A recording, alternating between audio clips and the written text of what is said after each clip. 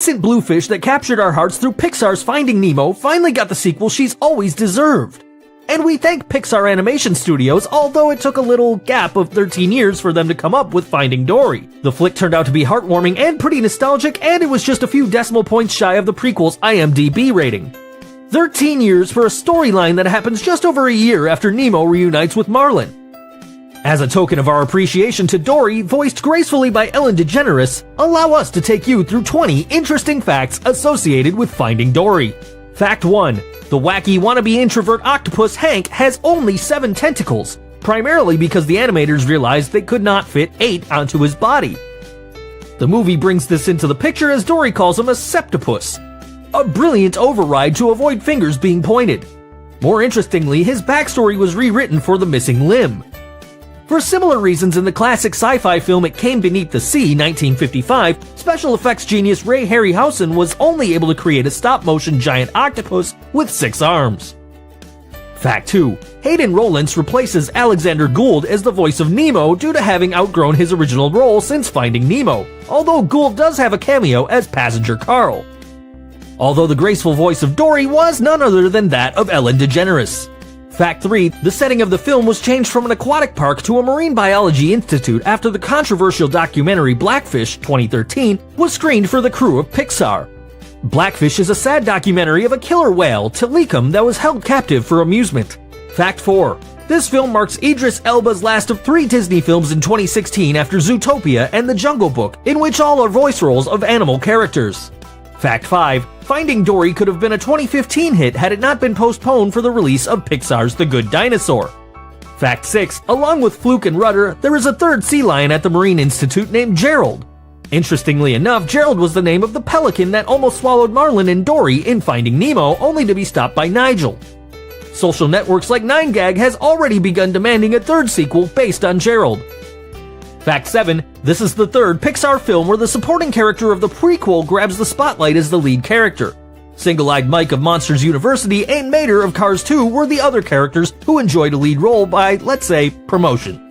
Fact 8. It is the little details that sometimes amuse audiences. Notice, the truck has a sticker on the back that says, "Share the road, don't be shellfish." Fact 9. In the Spanish-dubbed version screened in Mexico, the voice of the intercom at the Marine Life Institute is performed by Dr. Rodolfo Neri Vela, a Mexican scientist and astronaut that has worked with NASA. Fact 10. Whereas, in the Swedish-dubbed version, the voice of the intercom in the Marine Life Institute is performed by Jonas Wallström. Wallström is a famous Swedish animal expert, owner of the aquarium at the outdoor zoo Saskin. He's also the owner of a sushi restaurant. Fact 11. At the time of Finding Nemo's production, Pixar were not able to animate octopi since they don't have any bone structure, despite the film still featuring jellyfish, which also lacks bone structure. By the time the sequel had come out, all was figured out, along with other things Pixar had been incapable of animating the past decade. Fact 12. This is Pixar Animation Studios' 17th feature film. Fact 13. Going by the numbers, Ellen DeGeneres, who first voiced Dory for Finding Nemo, campaigned for years for a sequel, never realizing that the sequel would turn out to be Dory's story. Because a lot of kids will likely be seeing Finding Dory first, they didn't want to rely on the history of Finding Nemo. You can watch the films in either order and still have an enjoyable experience.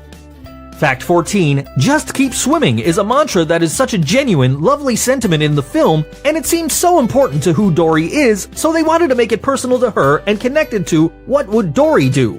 The power is in those two things combined together. And then there is also the more subtle theme of rescue, rehabilitation, and release. Fact 15. From a poetic perspective, the film was a critical and commercial success, grossing over $1 billion worldwide, becoming the first Pixar film to cross this mark since 2010's Toy Story 3. Fact 16. This is the third Pixar movie to have a female protagonist after Brave and Inside Out. Feminists, this is a compliment, and please don't get offended by it. Fact 17. Hank and his penchant for escaping is based on the fact that octopuses are some of the smartest and most intelligent invertebrates around, and many octopi in aquariums have a penchant for escaping from their pens or tanks. The latest example of this is Inky from the New Zealand Aquarium. Fact 18. The license plate on the truck is CALA113. A113 appears in all Pixar movies as a reference to the room of the California Institute of the Arts where many of the animators of Pixar Studios attended. This is widely regarded as an attempt to show the token of gratitude by the animators to their humble beginnings. Fact 19. It appears that Pixar endorses the Netflix and chill notion, for this will be the first Pixar film to be streaming on Netflix. All of the previous Pixar films, with the exception of A Bug's Life, were broadcast on Starz. Fact 20. And lastly, this is the first Pixar follow-up film where Pixar voice legend John Ratzenberger has a different role from the previous. In Finding Nemo, he voices a school of moonfish who form shapes and help Marlin and Dory escape to Sydney, while in Finding Dory, he voices a crab named Bill that Dory and Hank meet at the Marine Institute. Looking back, it's rather safe to assume that Pixar has always had a formula for impressive sequels. The attention to detail, investment for technical innovations, working around storyline loopholes without sweeping them under the rug. Unlike bad sequels of several popular films which do not